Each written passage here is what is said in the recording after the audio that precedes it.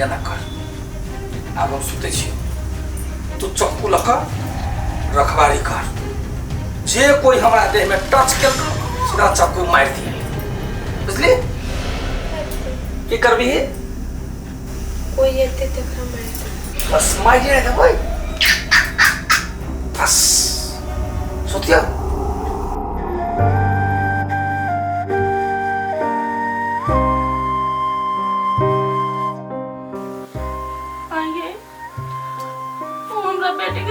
कथी करी होते अकेले हमारे बेटी कथी करिए चाहिए कि कुछ नहीं कर सके छी मम्मी गए ये क्या है कैला है पता नहीं बेटी के अपना सुगे जिंदगी के ग्रह बन के आई पता नहीं कत्ता से चले ले के है समझ में नहीं आवे कैला ना करियो अपना सब कुछ गलती तो नहीं कइने छी ना आई तक अपना सब निकेकरो धार बिगाड़ के नहीं छी निकेकरो प्रति खराब सोचने छी कौन कथी के दुश्मनी निकाल रहे हम समझ में नहीं आ रहा कुछ तो करो पड़ती है ना जे हाथ में हाथ रख के बैस में तो नहीं होता बेटी के बचावे के लिए कुछ करो पड़ते कुछ करो ना सही बात करिए कुछ तो जरूर करो पड़ते नहीं तो ये औरत मना नहीं शांत हो वाला है सब फिर बर्बाद कर देते हैं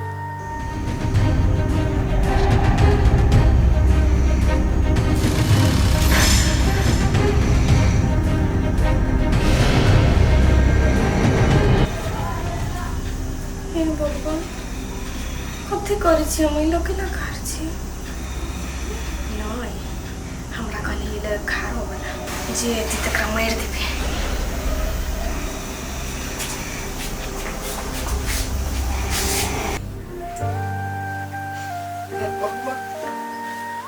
पति के ना है कुछ नहीं समझ में होगी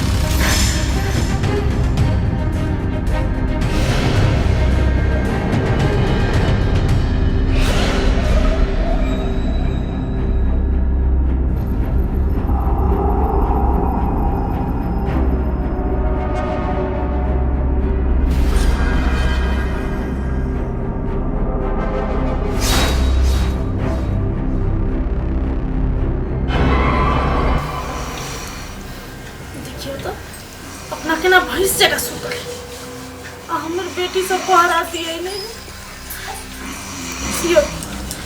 जाओ बेटी के बजाओ जियो तो से देखल जाए अपना बेटी के बजाओ चलो ना खींच के लो खींच अस्थिर से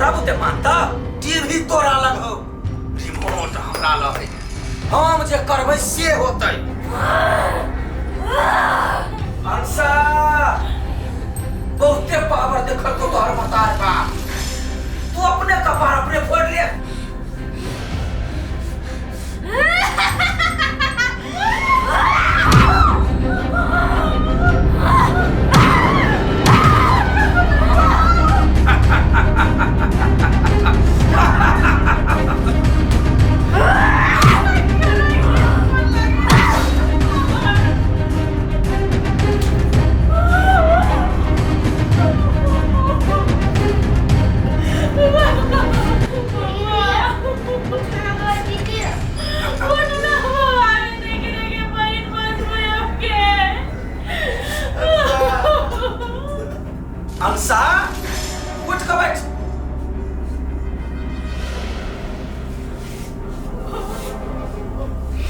तू सब कुत्ते कहाँ से पहुंचे छे? तूने कहा बे? दिखा दिया अंशा तू अपन चमत्कार दिखाई अपने चार से पर काप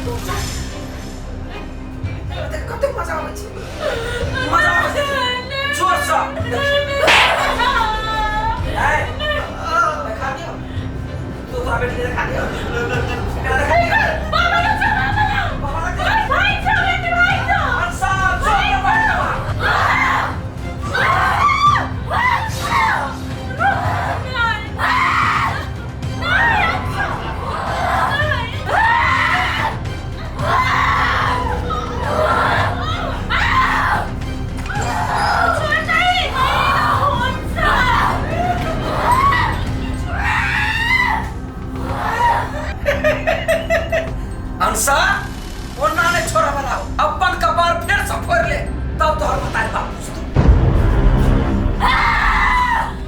पहले जाओ ऊपर बैठ गया लो।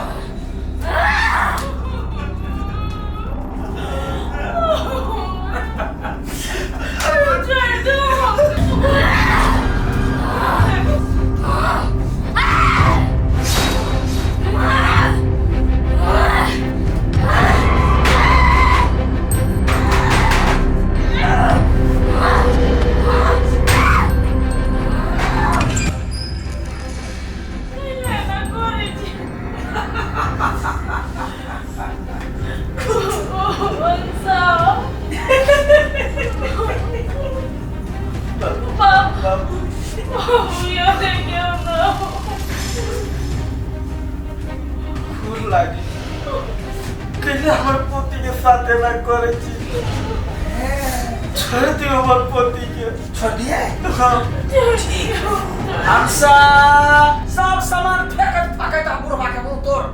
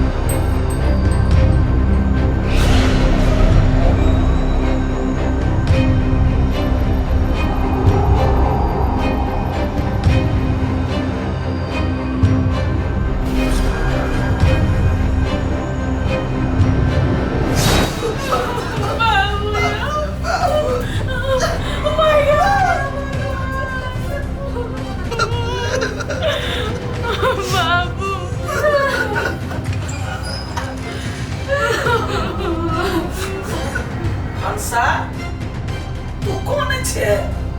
हंस जकर बाप पर ऐसे कांदे तो हंस हंस।